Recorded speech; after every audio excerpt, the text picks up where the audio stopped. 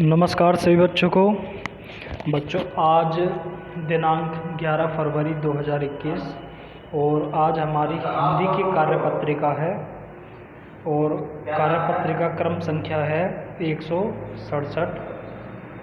कक्षा हमारी पहली है और यहाँ पर ऊपर आप अपना नाम लिख लेंगे, इधर अपने शिक्षक का नाम लिख लेंगे। तो ये बच्चों ये मैं आपको रोज़ाना बताता हूँ, तो ये आप जानते हैं, आप ये लिख लेंगे। तो एक बार फिर से सभी बच्चों को नमस्कार। तो कैसे हैं आप सभी? आशा करता हूँ कि आप सभी स्वस्थ होंगे, अच्छे होंगे, ठीक होंगे। तो बच्चों आज की शुरुआत हम एक कहानी से करते हैं। कहानी को ध्यान से पढ़िए और कहानी में आए एक ही मात्रा वाले शब्दों को अपनी कॉपी में लिखिए। देखिए बच्चों, ये है अक्षर हमारा, ये है हमारा ए और ये है इसकी मात्रा, आप इसे बड़ा ए भी कहते हैं और ये बड़े ए की मात्रा।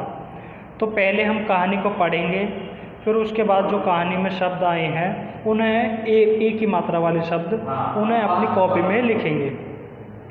तो कहानी है सैर पर गई नैना। बहुत पहले की बात है, नैना और उसका भैया कैलाश सैर के मैदान में गए थे। एक बच्ची है नैना और उसका एक छोटा भाई है कैलाश। वो दोनों सैर के लिए मैदान में गए। मैदान में गैया घास चर रही थी और पास ही में एक बैल खड़ा था और पेड़ पर मैना गा रही थी।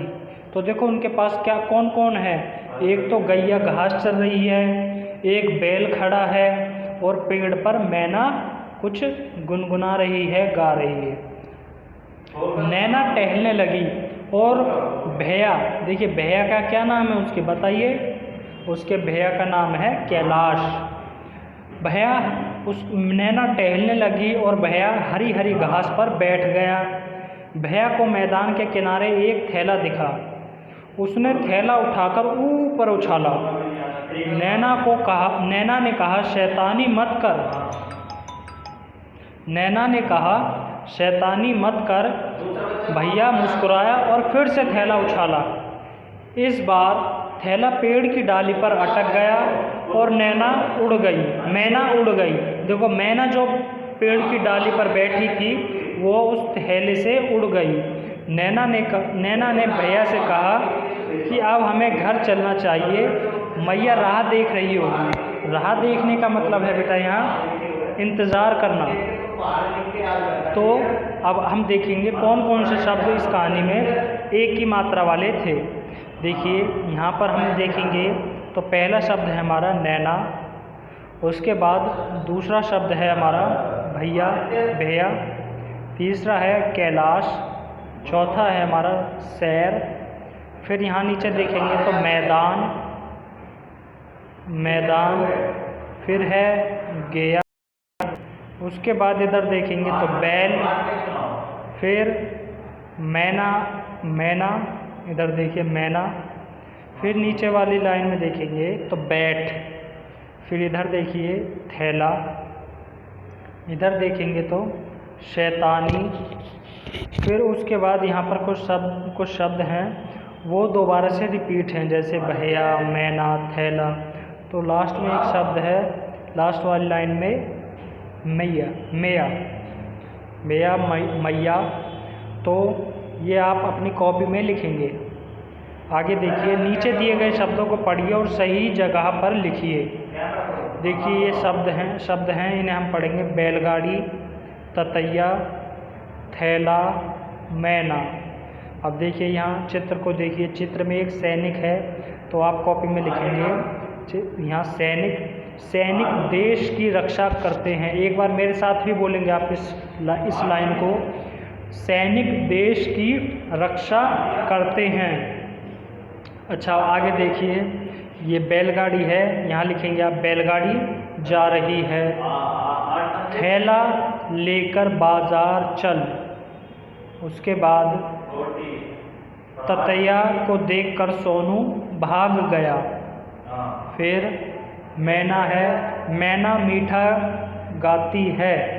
आप इस तरह से ये लिखेंगे। फिर देखिए, आइए बच्चों एक गीत गाएं। डॉक्टर भैया बने डॉक्टर छोटे भैया, फीस मांगते 1 रुपया, जब इलाज को पहुंची मैया, उन्हें थमा दी मीठी पुड़िया। तो इसे आप पढ़ेंगे, ठीक है बच्चों। ये छोटा सा गीत है। अब देखिए कुछ समान तुकांत वाले शब्दों को पढ़कर आपको यहाँ लिखना है। ये 4 शब्द ऊपर लिखे हैं नीले रंग में, इनमें से उठाकर आपको यहाँ लिखना है। जैसा देखिए, सैर, पैर, बैर, यहाँ सभी में रा आ रहा है। पीछे देखो, पीछे अंत में रा आ रहा है। तो इधर भी हमने कौन सा शब्द लिखा? कोई रा वाला शब्द, बैर। इसी तरह से आप यहाँ देखिए, थैला, फैला। तो बताइए यहाँ कौन सा शब्द लिखेंगे इनमें से? वेरी गुड, यहाँ हम लिखेंगे मैला। आगे देखिए, मैना, रैना।